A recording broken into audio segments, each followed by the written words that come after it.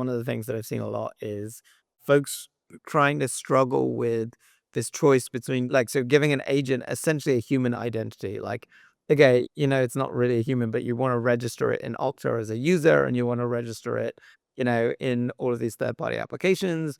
And there are some nice things about that where if you do it that way, it kind of plays better in some senses, like you said, with the existing systems.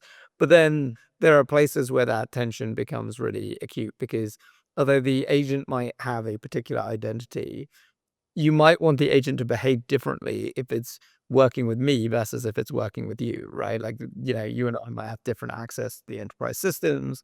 And so with a human, there isn't really a concept of that, right? You just have the access of the human and you leave it up to the human's judgment, like, should they share this information with David or not?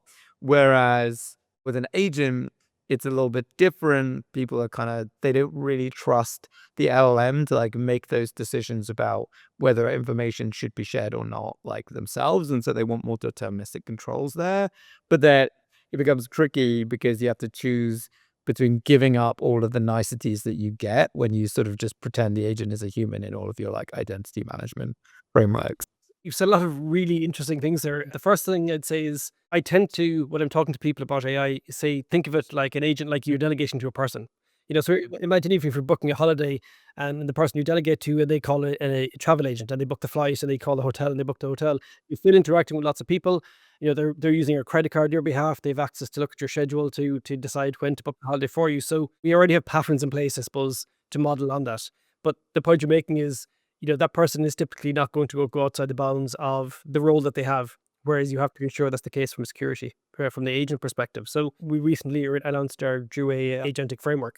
And, so what we did there is because it's still very, very early on, we use a lot of LLMs and agents to essentially help with the process. We think hyper-personalization is hugely important, but we wrap everything essentially in a deterministic security framework.